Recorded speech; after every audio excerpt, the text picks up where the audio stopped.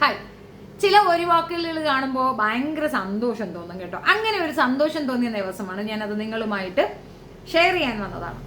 ഇതിനകത്തെ ക്യാപ്ഷൻ കേട്ടാൽ മാടമ്പിത്തരമൊക്കെ കയ്യിൽ വെച്ചാൽ മതി, ഞാൻ ബി ഉണ്ണികൃഷ്ണന്റെ ചിലവിലല്ല ജീവിക്കുന്നത്. അയ്യോ, ആരാ ഇപ്പോ ഈ പ്രസ്താവന നടത്തിയത്? പേപ്പട്ടി പേയാടെന്ന് പറയും. നിങ്ങൾക്കെല്ലാം ആളെ പരിചിതമുണ്ടോ ഇല്ലെന്ന് എനിക്കറിയത്തില്ല. ചിലപ്പോൾ ഡോക്ടർ റോബിൻ രാധാകൃഷ്ണന്റെ വിഷയമാണ് നിങ്ങൾക്കൊക്കെ മനസ്സിലാവും.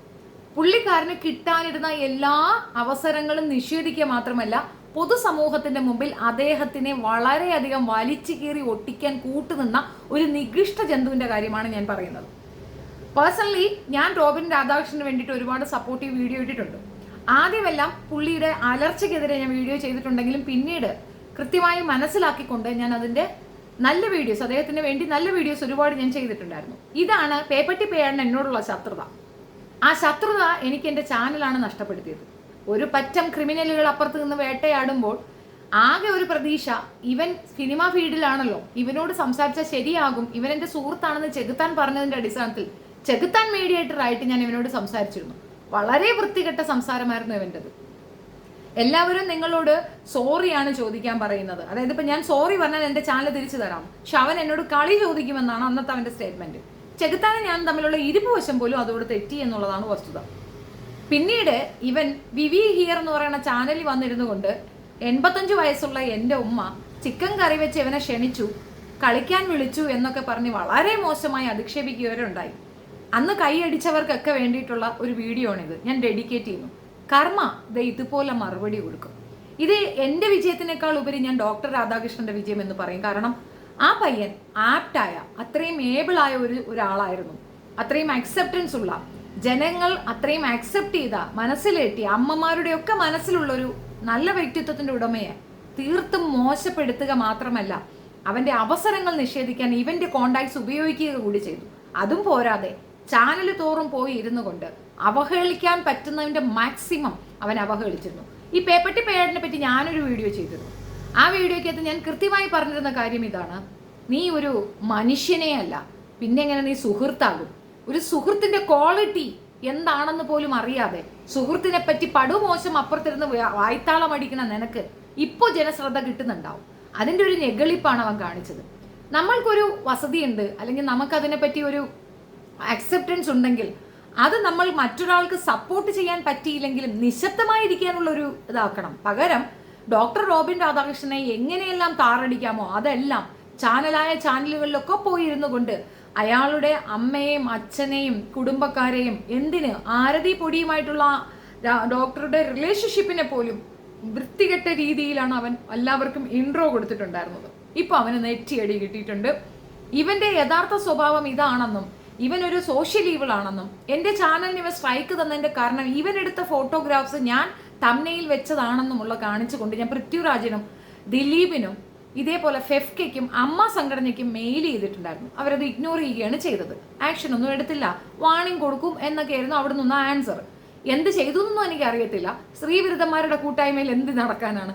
ഒന്നും നടന്നിട്ടും ഉണ്ടാവത്തില്ല. ഏതായാലും കർമ്മ ഇവനിക്ക് നല്ല പരിപാടി കൊടുത്തു. ഇത്രയും സ്ത്രീവിരുദ്ധനും ഇത്രയും പോക്രിത്തരവും മാത്രം സംസാരിക്കുന്ന ഒരു വ്യക്തിയെ കൂടെ നിർത്തിയാൽ ഇതേപോലുള്ള അനുഭവം അവർക്കും ഉണ്ടാവും എന്നുള്ളത് ഒരു തിരിച്ചറിവാണ്. അതിനുവേണ്ടി മാത്രമാണ് ഞാനിത് പ്ലേ ചെയ്യുന്നത്. കേൾക്കാം. കാണിപ്പിക്കാൻ ബുദ്ധിമുട്ടുണ്ട്. കഴിഞ്ഞയാഴ്ച ഷാലു പേയാടിനെ ഫെഫ്കയിൽ നിന്നും സസ്പെൻഡ് ചെയ്തുകൊണ്ട് ഒരു ഉത്തരവ് ഇറങ്ങിയിരുന്നു.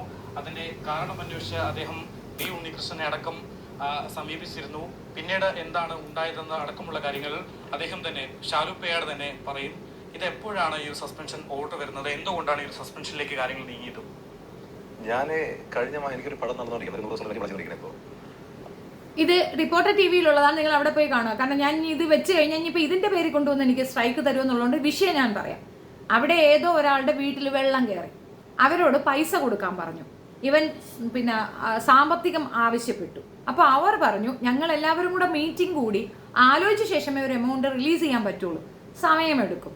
ഇയാൾക്കത് ദേഷ്യമായി. ഇയാൾ സ്വന്തം കയ്യിൽ നിന്നൊരു എമൗണ്ട് അയാൾക്ക് കൊടുക്കുന്നു. എന്നിട്ട് അതിന്റെ റിപ്പോർട്ട് വാട്സപ്പ് ഗ്രൂപ്പിലേക്ക് കൊണ്ടിടുന്നു. എന്നിട്ട് കള്ളു കുടിച്ചിട്ട് നന്നായിട്ട് എല്ലാവരെയും അങ്ങോട്ട് പൂരെ തെറി വിളിച്ചേക്കുന്നു. സാറ് വലിയ ആളാണല്ലോ. അവരെന്ത് ചെയ്തു? സസ്പെൻഷൻ എടുത്ത് അങ്ങ് നെറ്റി കൊടുത്തിട്ട് ഇറങ്ങി പോടാ അലവലാതി. അപ്പോൾ വീണ്ടും അവരോട് മാപ്പ് പറഞ്ഞാൽ തിരിച്ചു കയറാൻ പറ്റുന്ന ഒരു അവസരം ഉള്ളപ്പോൾ അതിനും ഒരു ഞെളിപ്പ് പോലെ പറഞ്ഞു എൻ്റെ വേർഡി പറയും മാപ്പ് എന്ന്. അപ്പോൾ അവരെന്ത് ചെയ്തു, അവനിപ്പോൾ ചെയ്തുകൊണ്ടിരിക്കുന്ന സിനിമയിൽ അതങ്ങ് സ്റ്റോപ്പ് ചെയ്യാൻ പറഞ്ഞു, കൊടുക്കണ്ടെന്ന് പറഞ്ഞു. ഇവൻ എന്ത് ഡോക്ടർ റോബിൻ രാധാകൃഷ്ണനോട് ചെയ്തോ അത് തന്നെ കർമ്മഫലം എന്നതുപോലെ കാലങ്ങൾക്കിപ്പുറം, 1 വർഷം പോലും ആവുന്നില്ല, ഇപ്പുറം അവനിട്ട് തന്നെ ദൈവം ചെയ്യിപ്പിച്ചു എന്നാണ് ഞാൻ മനസ്സിലാക്കുന്നത്. ആപ്റ്റ് ഒരു മനുഷ്യൻ എത്രത്തോളം അധപ്പതിക്കാവുമോ അതിൻ്റെ അങ്ങേയറ്റം അധപ്പതിച്ച ഒരു ജന്തുവാണവൻ. ഇവന് കിട്ടാവുന്നതിൻ്റെ മാക്സിമമാണ് ആ ഒരു ഇതിൽ കൂടെ കിട്ടിയിട്ടുള്ളതെന്നാണ്. സന്തോഷിക്കാനുള്ള വകയുള്ളത് കൊണ്ട് മാത്രം ഞാനിത് നിങ്ങളുമായി ഷെയർ ചെയ്യുന്നു. കാരണം ഒരുപാട് അമ്മമാർ വളരെ വേദനയോടുകൂടി കണ്ടതാണ്. നമ്മളുടെ ഏറ്റവും വലിയ സന്തോഷം നമ്മൾ ഇഷ്ടപ്പെടുന്നവർ സെക്യൂർ ആകുന്നതാണ്. അവർ ജീവിതത്തിൽ ഉയർച്ചകളിലേക്ക് പോകുന്നത് കാണുമ്പോൾ മനസ്സുകൊണ്ട് സന്തോഷിക്കുന്ന ഒരുപാട് അമ്മമാരുണ്ട്. ഡോക്ടർ റോബിൻ നല്ല സിനിമകൾ ചെയ്യണമെന്നും ഒത്തിരി ഉയരങ്ങളിലേക്ക് എത്തണമെന്നും ഒക്കെ ആഗ്രഹിച്ച ഒരുപാട് അമ്മമാർക്ക് ഇവനെ കണ്ടാലേ വെട്ടാൻ തോന്നുന്ന രീതിയിലായിരുന്നു ഇവന്റെ പെർഫോമൻസ് മുഴുക്കൻ. ആ അമ്മമാരുടെയൊക്കെ പ്രാർത്ഥനയ്ക്ക് ഫലം കണ്ടു എന്നാണ് ഞാൻ മനസ്സിലാക്കുന്നത്. തീർച്ചയായിട്ടും ഈ പോക്കർക്ക് കിട്ടാവുന്നതിന്റെ മാക്സിമം ആണ് കിട്ടിയത്. ഇവന് ഇനി സിനിമകൾ കിട്ടത്തില്ല. അപ്പൊ ഇവന്റെ അടുത്ത വായ്ത്താളം കേൾക്കാം. ഡിസംബർ ഞാൻ എക്സിക്യൂട്ടീവ് മെമ്പർ, ഞാൻ എന്തെന്ന് വെച്ചാൽ ഞാൻ അത് ശക്തമായിട്ട് ഞാൻ പറഞ്ഞു നിങ്ങൾ കാണിക്കുന്നത് വളരെ മോശമാണ്. കാരണം നമ്മുടെ കൂട്ടത്തിലൊരുത്തന് ഒരാവശ്യം വരുമ്പോൾ സാഹചര്യം പിന്നെ ഈ സംഘടനയ്ക്ക് ഞാൻ വില കൊടുക്കണമല്ലോ എന്ന് പറഞ്ഞിട്ട് ഞാൻ അവിടെ നിന്ന് ആ ഒരു ചീത്ത വിളിച്ചിട്ട് തന്നെയാണ് ഞാൻ ഇറങ്ങിയത്. ചീത്ത വിളിയാണ് അവർക്ക് പ്രകോപിപ്പിച്ചത് അവരെ. അങ്ങനെയാണ് സസ്പെൻഷൻ. ഇപ്പോ എത്ര കാലത്തേക്കാണ്? 5/11/2024 മുതൽ 1 വർഷത്തേക്ക്. ഇപ്പൊ നിലവിൽ ഇപ്പൊ സിനിമയിലൊന്നും പറ്റില്ല. നേരത്തെ ഇപ്പൊ ചെയ്തുകൊണ്ടിരുന്ന സിനിമയൊന്നും മാറ്റി. സിനിമയിൽ ഞാൻ അങ്ങനെ വിലക്കാണ് സിനിമയിൽ എനിക്ക് വിലക്കാണ്. അതായത് ഞാൻ വി ഉണ്ണികൃഷ്ണൻ എന്ന് പറഞ്ഞ ഫെഫ്ക മെമ്പേഴ്സ് ആരെങ്കിലും എന്നെ കാണുന്നുണ്ടെങ്കിൽ ഇത് അജീവാനന്ദ വിലക്കാക്കി ഇട്ട് കൊടുക്കണം. കാരണം ഇവനെ പോലൊരു ഫ്രോഡിനെ നിങ്ങൾ ചേർത്ത് പിടിക്കരുത്. എത്രയോ ഏബിളായ കഴിവുള്ള ന്യൂജൻ കുട്ടികളുണ്ട്, അവരെ വിളിക്കൂ. റെസ്പെക്റ്റോടു കൂടി വളരെ നന്നായി തന്നെ അവരത് പെർഫോം ചെയ്തു തരും. നല്ല കഴിവുള്ള എത്രയോ മനുഷ്യരുണ്ട്, അവർക്ക് കൊടുക്കൂ ഈ അവസരം. നിങ്ങൾക്ക് ആ പുണ്യമെങ്കിലും കിട്ടും. ഇതേപോലുള്ള ഒരു ക്രിമിനലിന് നിങ്ങൾ അവസരം കൊടുക്കാതിരിക്കും.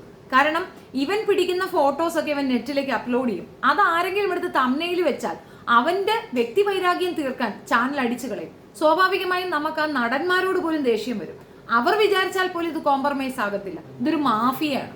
ഇതേപോലൊരു ക്രിമിനലുകൾ നിങ്ങളെ നയിക്കുന്ന ഒരു ടേമുണ്ട്.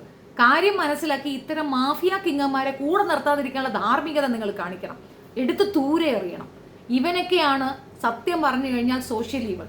ആ പയ്യന് കിട്ടേണ്ട എല്ലാ ചാൻസുകളും ഇവൻ ഇടപെട്ട് ഇവന്റെ ആ ഇതുകൊണ്ട് ഇവൻ നശിപ്പിച്ചിട്ടുണ്ടായിരുന്നു. നീ എന്ത് ചെയ്തോ അതിന്റെ അതേ അനന്തരഫലം നീയും അനുഭവിക്കേണ്ടി വരും എന്നുള്ളതിന്റെ തെളിവാണ് ഇപ്പോ ഈ ഒരു സംഗതിയിലൂടെ ഇവന് കിട്ടിയിട്ടുള്ളത്. ജനറൽ സെക്രട്ടറി വിളിച്ചപ്പോൾ പുള്ളി പറഞ്ഞത് നിങ്ങൾക്ക് പടം ചെയ്യാൻ പറ്റില്ല, നിങ്ങൾ അങ്ങനെ ഞങ്ങൾ തിരിച്ച് പടം ചെയ്യണമെന്നുണ്ടെങ്കിൽ ആ പടം ഞങ്ങൾ നിർത്തി വയ്ക്കണം. അപ്പൊ എനിക്ക് ആക്ച്വലി ഈ പറഞ്ഞ വി ഉണ്ണികൃഷ്ണന്റെ അല്ലെങ്കിൽ ഓമാരെ കാല് പിടിച്ച് ജീവിക്കേണ്ട കാര്യമില്ല. കാരണം അത്യാവശ്യം ഇഷ്ടംമാതിരി കല്യാണമുണ്ട്. കല്യാണമൊക്കെ ഞാൻ ഫോട്ടോഗ്രാഫി ചെയ്യണം. പിന്നെ ഈ സിനിമയിൽ ഫോട്ടോഗ്രാഫി എല്ലാവരും കല്യാണം അവർക്ക് പ്രതീക്ഷയാണ് ചെയ്യുന്നത്. എന്തായാലും ഒരു പടം ചെയ്യാൻ വേണ്ടി വന്നാൽ ഞാൻ 100 പടത്തിന് മേലെ ഞാൻ ചെയ്തു. വലിയ ഡയറക്ടർമാരുടെ ചെയ്തു. പിന്നെ എനിക്ക് വണ്ടി കാല് പിടിച്ച് നിൽക്കേണ്ട കാര്യമില്ല. അപ്പൊ സംഘടനയായാലും അങ്ങനെ നമ്മൾ നമ്മൾ ചെയ്യാത്ത മാപ്പ് പറഞ്ഞിരിക്കേണ്ട കാര്യം മുന്നോട്ട് അതിന്റെ തുടർ നടപടിയായിട്ട് എന്താണ് ആലോചിക്കുന്നത്? ഇപ്പോൾ വില കിട്ടിയല്ലോ, എന്തെങ്കിലും സിനിമ അതൊരു ജോലി നിഷേധം എന്ന് നമുക്ക് പറയാം. എന്താ പരിപാടി? എനിക്ക് കല്യാണം കൊണ്ട് ഞാൻ ജീവിച്ചു. പക്ഷേ ഇത് ഞാൻ ഇപ്പൊ ഈ സംസാരിക്കാൻ എനിക്ക് വേണ്ടിയില്ല. ഇഷ്ടംപോലെ മെമ്പർമാർക്ക് ഇതുപോലെ വില കൊണ്ട് ഇഷ്ടംപോലെ മെമ്പർമാർക്ക് വില കൊണ്ടെങ്കിൽ അതിന് കാര്യം ഉണ്ടാവും. നിന്നെ പോലൊരു വാഴയെ കളഞ്ഞെങ്കിൽ സല്യൂട്ട് എന്നേ എനിക്ക് അവരോട് പറയാനുള്ളൂ. നിന്നെ ആജീവാനന്ദം വിലക്കുന്നതിനാണ് ചെയ്യേണ്ടത്. ആജീവാനന്ദ വിലക്കാണ് നിനക്ക് കിട്ടേണ്ടത്. നീ അത്ര വെറും 3rd ക്ലാസ് ക്രിമിനലാണ്. ആ ഇങ്ങനെയുള്ള ഈ ക്രിമിനലിന് ഈ നടപടി ചെയ്ത അവരോട് സത്യം പറഞ്ഞാൽ വളരെ സന്തോഷം തോന്നുന്നു. ഞാനത് നിങ്ങളോട് ഷെയർ ചെയ്യുന്നു. ഒരാളുടെ വീഴ്ചയിൽ സന്തോഷിക്കുകയാണെന്ന് ചോദിച്ചാൽ ഇവൻ വീഴുകയല്ല വേണ്ട, ഇവൻ പാതാളത്തിലേക്ക് പോകണം, ശൂന്യമായി പോകണമെന്നേ ഞാൻ പറയുള്ളൂ. 85 വയസ്സുള്ള സർവേയറായി റിട്ടയറായ എൻ്റെ അമ്മ ഇവനെ കളിക്കാൻ വിളിച്ചു എന്ന് പറഞ്ഞുകൊണ്ട് ഒരു പാവപ്പെട്ട സ്ത്രീയെ അപമാനിച്ചത് നിങ്ങളാരും കേട്ടിട്ടുണ്ടാവത്തില്ല. എൻ്റെ ഉമ്മ അനുഭവിച്ച വേദന എന്തായിരിക്കും എന്ന് ഓർത്തു നോക്കും. ഈ സോഷ്യൽ മീഡിയയിലൊന്നും എൻ്റെ ഉമ്മ ആക്റ്റീവുമല്ല. എൻ്റെ ചാനൽ അടിച്ചു പൂട്ടിക്കാൻ അവൻ എന്തായിരുന്നു മാനദണ്ഡം? സുഖമില്ലാതിരിക്കുന്ന എനിക്ക് ആകെ വരുമാനം ഈ ചാനലല്ലേ. അത് നശിപ്പിക്കാൻ കൂട്ടുനിന്ന അവൻ പാതാളത്തിലേക്ക് പോകണമെന്ന് തന്നെയാണ് എൻ്റെ ആഗ്രഹം. അതിനകത്ത് ഒരു തർക്കവുമില്ല.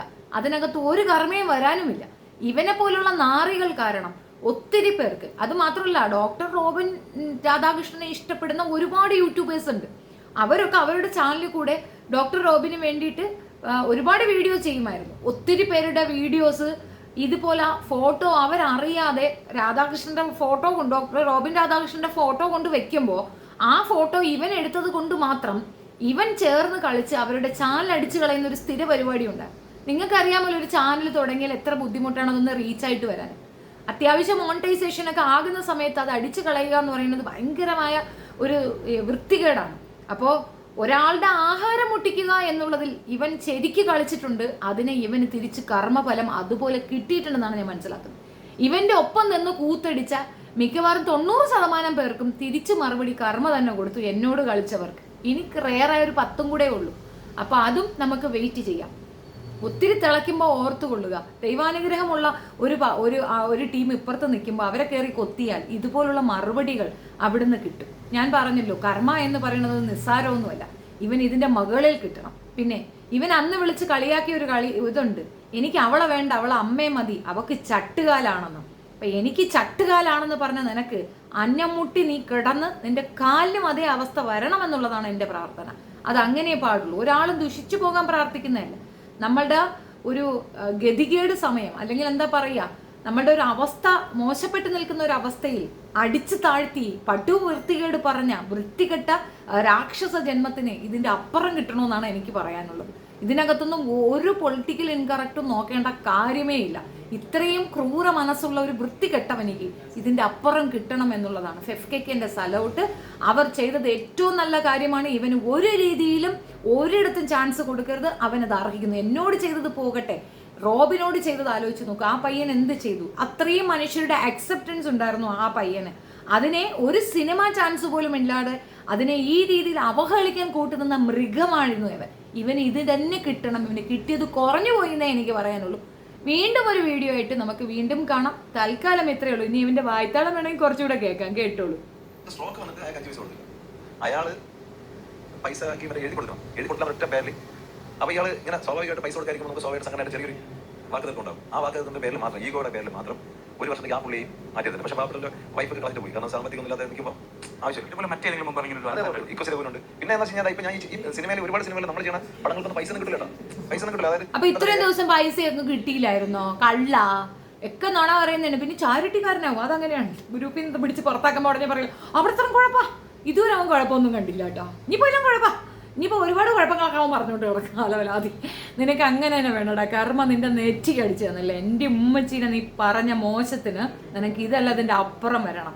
നിന്റെ നാക്ക് പുഴുക്കണം. അമ്മാതിരിയാണ് നീ പാവപ്പെട്ട ഒരു സ്ത്രീ, അത് 85 വയസ്സ് പ്രായമുള്ള ഒരു സ്ത്രീ അപഹരിച്ചത്. അവർ ചിക്കൻ കറിയും ഉണ്ടാക്കി വെച്ച് അവനെ കാത്തിരുന്നത്. എവൻ്റെ അമ്മ ചെയ്യുന്നത് എൻ്റെ അമ്മയുടെ തലയെ കൊണ്ട് കെട്ടിവെച്ച വിഷ ജന്തുവാണിത്. Thank you.